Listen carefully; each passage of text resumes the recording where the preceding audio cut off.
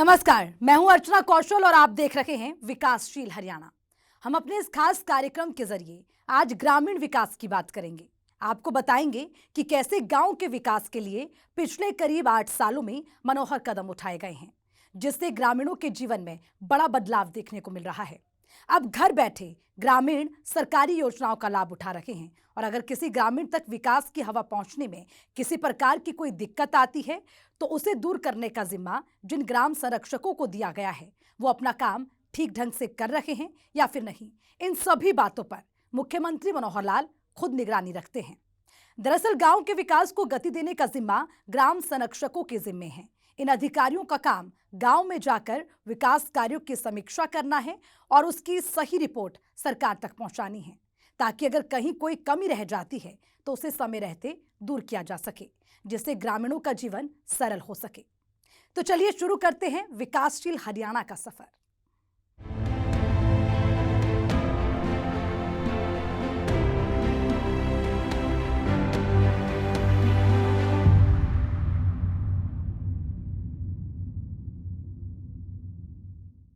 मुख्यमंत्री मनोहर लाल का पूरा ध्यान ग्रामीणों के जीवन यापन में सुधार लाने पर है, जिसके लिए प्रदेश के सभी 22 जिलों में ग्राम संरक्षकों की नियुक्ति की गई। लेकिन ग्राम संरक्षक अपना काम सही ढंग से कर भी रहे हैं या फिर नहीं, इसके लिए प्रदेश के मुखिया मनोहर लाल खुद समय समय पर दिशा निर्देश जारी करते रहते हैं। अभी कुछ दिनों पहले भी मुख्यमंत्री मनोहर लाल ऑडियो कॉन्फ्रेंसिंग के जरिए ग्राम संरक्षकों के साथ जुड़े थे, जिसमें उन्होंने गांव में विकास कार्यों को गति देने पर जोर दिया था।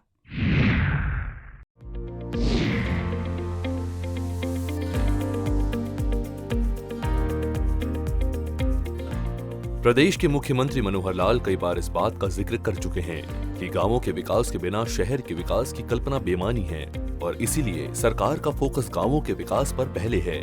और इस मनोहर सपने को साकार करने के लिए प्रदेश में कई तरह की योजनाएं चलाई जा रही हैं, लेकिन योजनाएं धरातल पर कितनी उतर रही हैं, ये देखना भी सरकार का ही काम है। क्योंकि कई बार ऐसी शिकायतें आती हैं कि सरकार की ओर से फंड तो भेज दिए जाते हैं, लेकिन उसका सही इस्तेमाल नहीं हो पाता है, जिसकी वजह से ग्रामीण विकास की राह ताकते रह जाते हैं।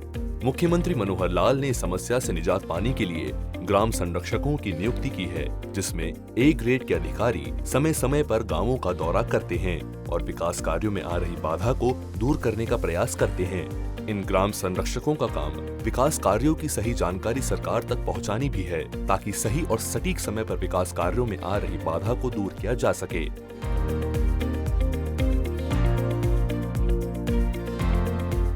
हम आखिर एक सरकार के नाते से जिम्मेवारी का एक भाव रखते हैं और इस जिम्मेवारी के नाते हम समाज के साथ अधिक से अधिक अपना संबंध बना सकें, इस योजना के अंतर्गत ग्राम संरक्षक की योजना बनाई गई है। हम लोगों को बातचीत करते हुए कुछ काम बताए जाते रहे हैं और हम उन गांवों में जाकर उन सब कामों की समीक्षा करें, ये अपेक्षा होती है।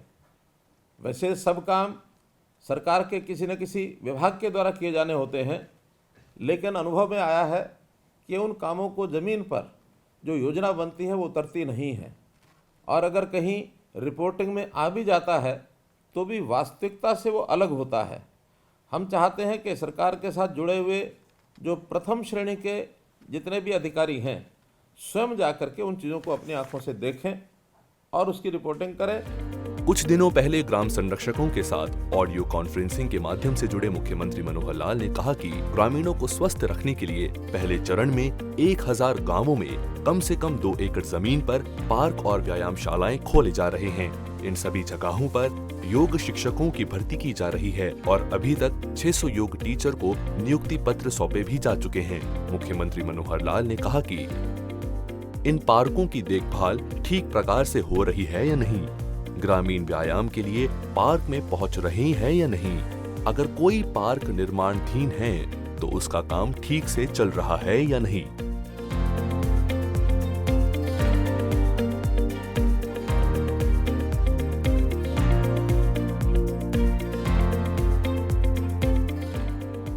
इसके लिए युवा क्लब, भूतपूर्व सैनिक, प्रबुद्ध नागरिकों की एक समिति बनाकर इन पार्कों एवं व्यायामशालाओं का रखरखाव सुनिश्चित किया जाना चाहिए।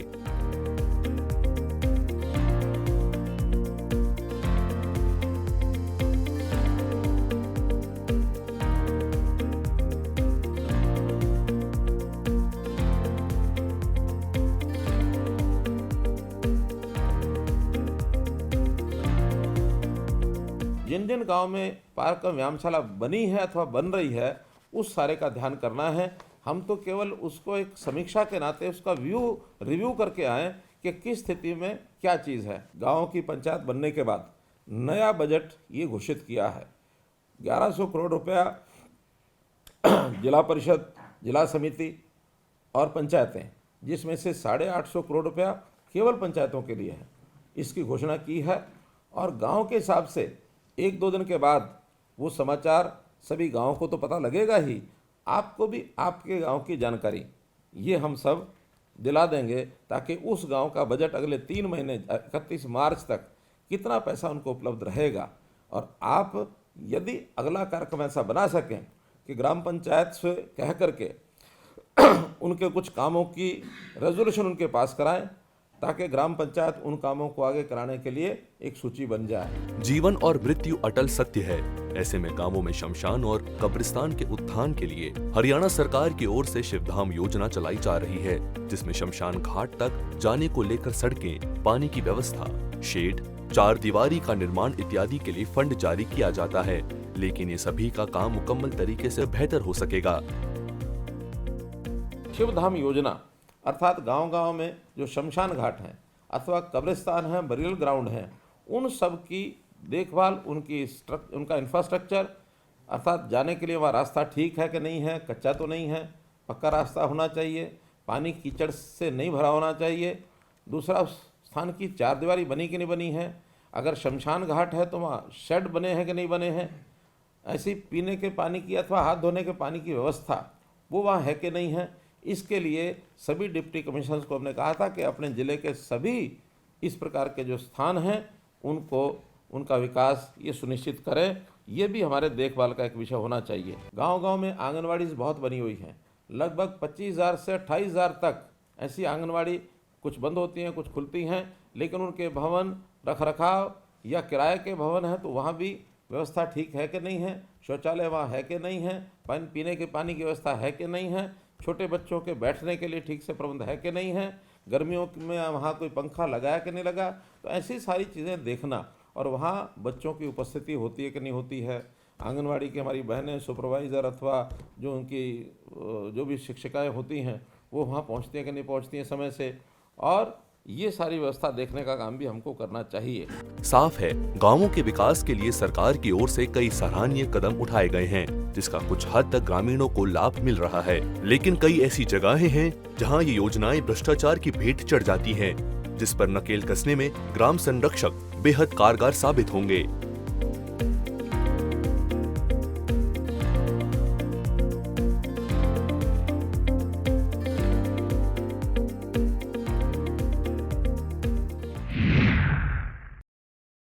गांव में चहुमुखी विकास के लिए सरकार ने ग्राम संरक्षकों की ड्यूटी तो लगा दी, लेकिन कई बार ऐसा भी देखने को मिलता है कि ग्राम संरक्षक अपना काम ईमानदारी से नहीं करते।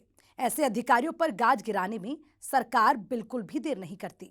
मुख्यमंत्री मनोहर लाल ये साफ संदेश देते हैं कि ग्राम संरक्षक का काम सिर्फ ग्राउंड जीरो पर जाकर विकास कार्यों की पड़ताल करना है और उसकी सही रिपोर्ट सरकार तक पहुंचानी है। ये रिपोर्ट देखिए।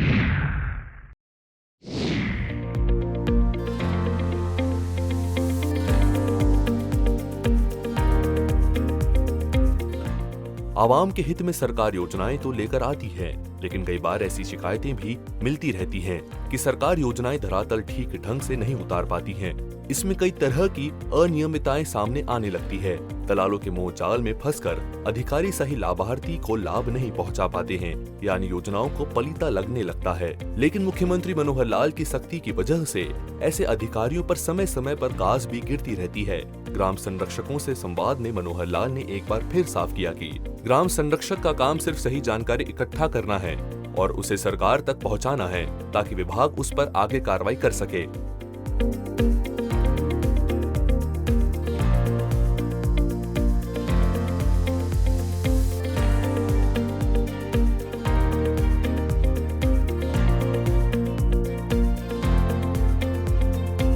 मैं आपको ध्यान दिलाना चाहता हूं कि हमारा काम केवल जाके देखभाल करना है, उसका रिव्यू करना है, उसकी जांच करनी है और रिपोर्टिंग करनी है। इसके बाद आगे के कोई भी काम जो हैं वो विभागों के जिम्मे रहेंगे। हमने उसको ठीक करने के लिए कोई भी इस प्रकार का काम अपने जिम्मे नहीं लेना है। हमारी तो केवल रिपोर्टिंग होगी जिसके आधार के ऊपर हम ये सारे काम ठीक करा सकते हैं। हो सकता है आप वहाँ जाएंगे, निश्चित बताए हुए कामों को आपको हम देंगे, लेकिन ग्रामीण क्षेत्र के लोग जब इकट्ठे होंगे तो आपको बहुत सी अपनी डिमांड्स, अपनी जो कठिनाइयाँ, वो सब बताएंगे। उसके लिए अलग अलग से हमने व्यवस्थाएँ की हुई हैं। जैसे किसी प्रकार की किसी की ग्रीवेंस है, कठिनाई है, उसके लिए सीएम विंडो का प्रावधान है। सीएम विंडो के माध्यम से वहाँ दे सकते हैं। आपको अगर कोई इस प्रकार से लिखित में अपनी डिमांड्स भी देते हैं तो वहाँ संबंधित डिप्टी कमिश्नर के पास भेज सकते हैं, या वहाँ जो बीडीपीओ डीडीपीओ हैं उनको भेज सकते हैं, अथवा प्रदेश में भी आप अपने जो ग्राम विकास मंत्रालय है उन तक भी अपना लिंक बना करके, अपना एक लिफाफा बना करके भेजते रह सकते हैं, ताकि उनमें से जो भी संभव होगा वो वहाँ कराया जा सकता है।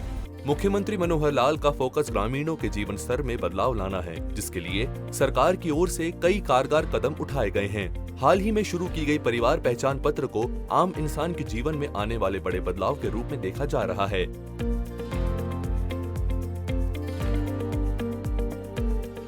कि ग्रामीण क्षेत्र के लोगों के जीवन रचना में कैसे हम उनको आगे बढ़ाएं, कैसे उसको स्तर को ऊंचा उठाया जाए, तो परिवार पहचान पत्र के माध्यम से हमने सारे काम करने शुरू किए हैं।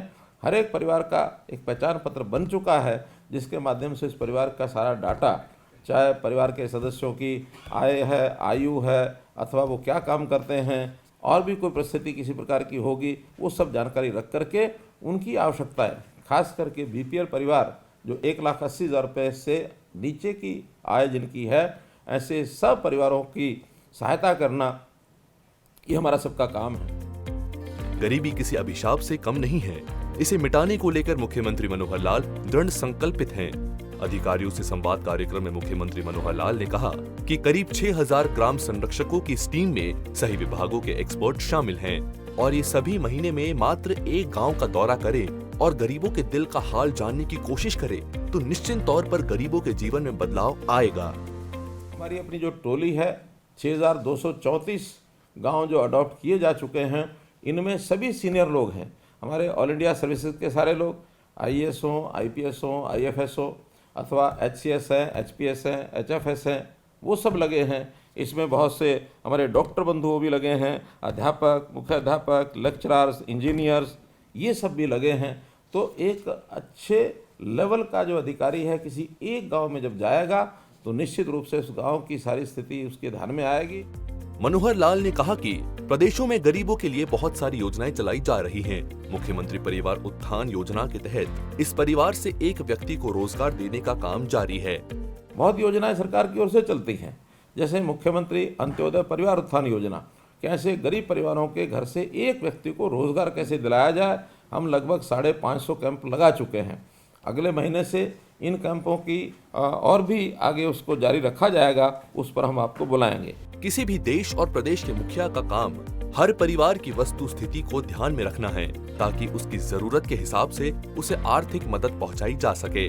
मुख्यमंत्री मनोहर लाल इस मामले में अव्वल साबित हो रहे हैं। एक जानकारी साझा करते हुए मुख्यमंत्री मनोहर लाल ने कहा कि कुछ ऐसे भी परिवार हैं जिन्होंने अपनी सालाना आमदनी मात्र 25,000 रुपए बताया है, और अगर ये सही है तो उसकी जीविका कैसे चलती होगी, इसकी फिक्र करना सरकार का काम है।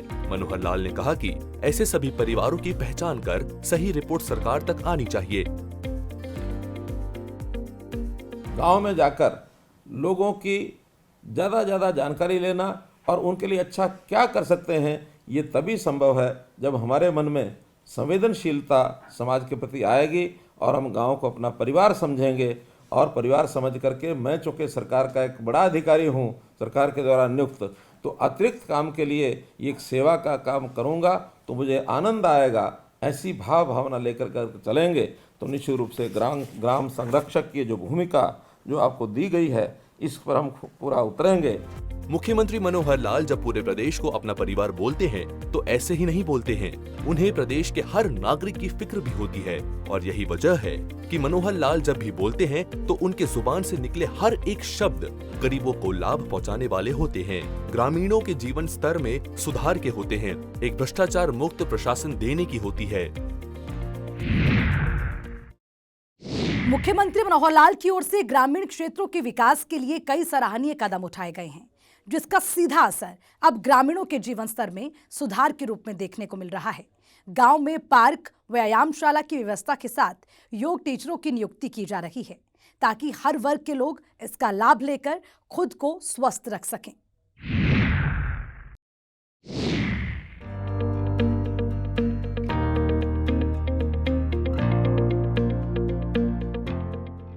मुख्यमंत्री मनोहर लाल का पूरा ध्यान ग्रामीण विकास पर है, ग्रामीणों के जीवन स्तर में बदलाव लाने पर है, ग्रामीणों को स्वस्थ और गांव को स्वच्छ रखने पर है, सरकारी योजनाओं का ग्रामीणों को लाभ पहुंचाने पर है, गांवों में सड़क, बिजली, पानी, अस्पताल, स्कूल की बेहतर सुविधा देने पर है, गरीब परिवार को रोजगार देने पर है और इतना ही नहीं, किसी की मृत्यु के बाद शमशान, कब्रिस्तान तक जाने के लिए सड़कों के निर्माण, शेड, पानी की उचित व्यवस्था करने पर भी है। मुख्यमंत्री मनोहर लाल कई बार इस बात का जिक्र कर चुके हैं कि बिना गांवों का विकास किए शहरों का विकास संभव नहीं है। मुख्यमंत्री मनोहर लाल अपने इस सपने को साकार करने में पिछले 8 सालों से दिन रात जुटे हुए हैं।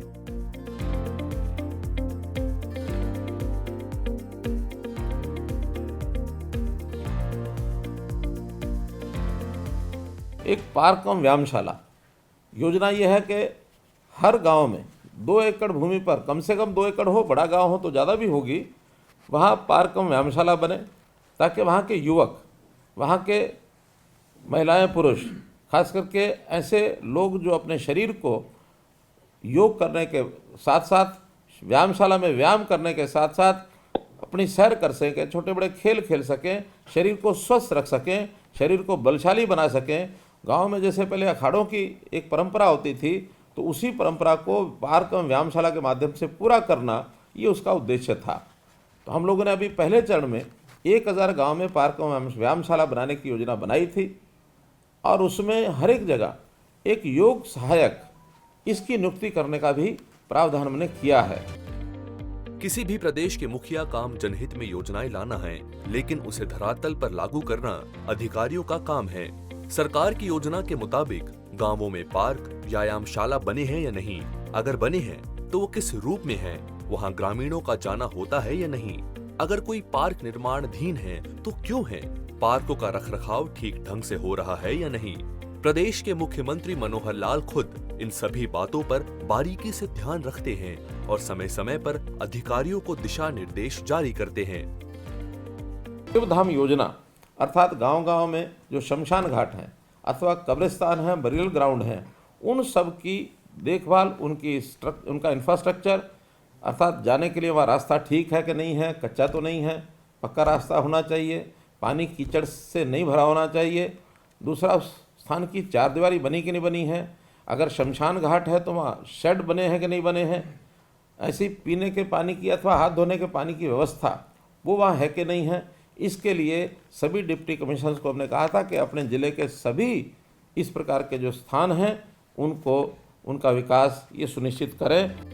बीपीएल परिवार के एक सदस्य को रोजगार मुहैया कराने को लेकर मुख्यमंत्री अंत्योदय परिवार उत्थान योजना चलाई जा रही है, जिसके तहत गरीब परिवार के एक सदस्य को रोजगार उपलब्ध करवाया जा रहा है।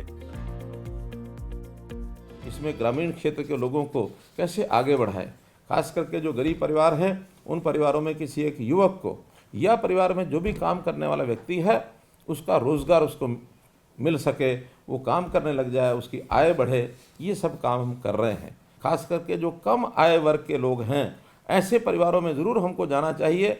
हर बार महीने में अगर एक बार जाते हैं तो 5 परिवार 10 परिवार उनके घर जा कर के उनको कुछ ना कुछ हम गाइडेंस दे सकते हैं कि किस प्रकार से वो आगे बढ़ाए।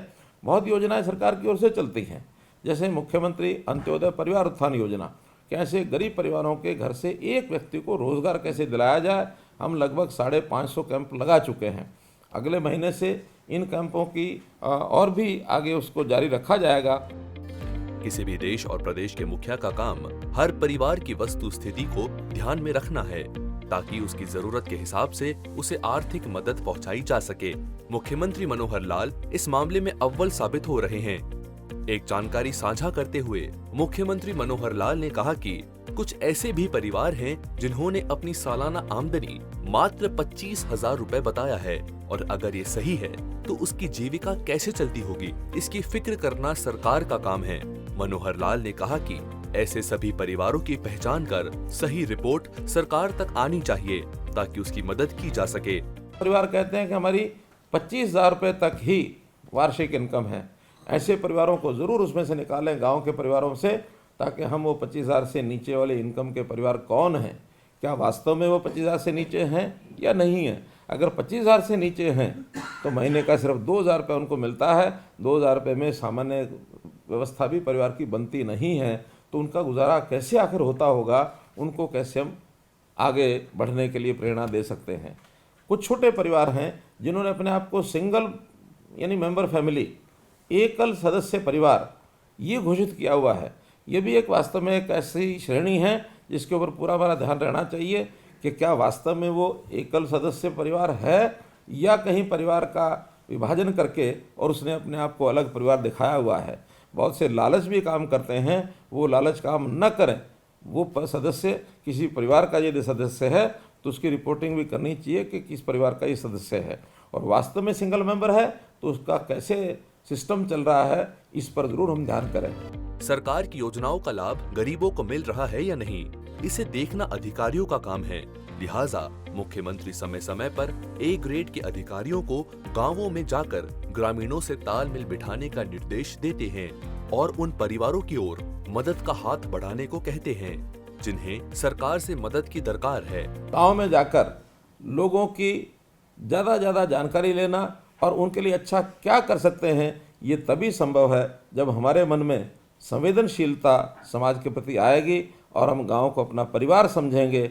और परिवार समझ करके मैं चूँकि सरकार का एक बड़ा अधिकारी हूँ, सरकार के द्वारा नियुक्त, तो अतिरिक्त काम के लिए एक सेवा का काम करूँगा तो मुझे आनंद आएगा।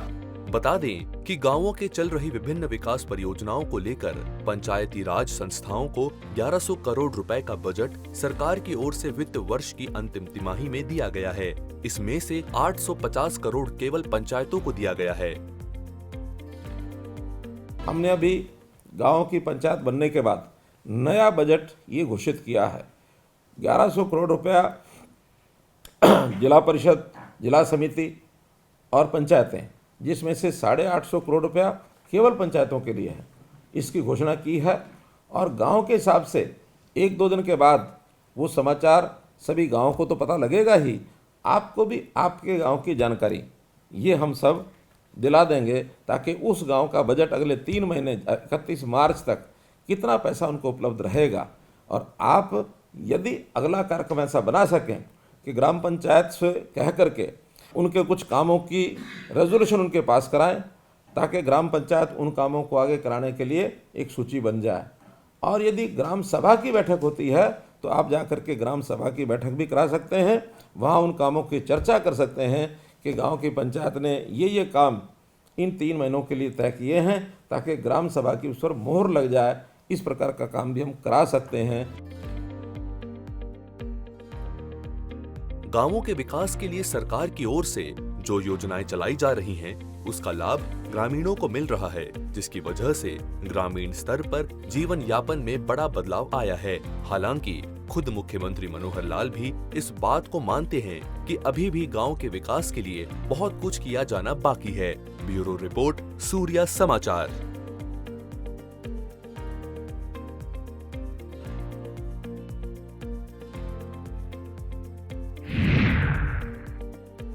तो आपने देखा कि गांव के विकास के लिए मनोहर सरकार किस तरह से नेक इरादे से कदम आगे बढ़ा रही है, जिसका कतार के आखिरी व्यक्ति तक बिना किसी भेदभाव के लाभ पहुंच रहा है। हमारे साथ विकासशील हरियाणा में फिलहाल के लिए इतना ही। मुझे दीजिए इजाजत। नमस्कार।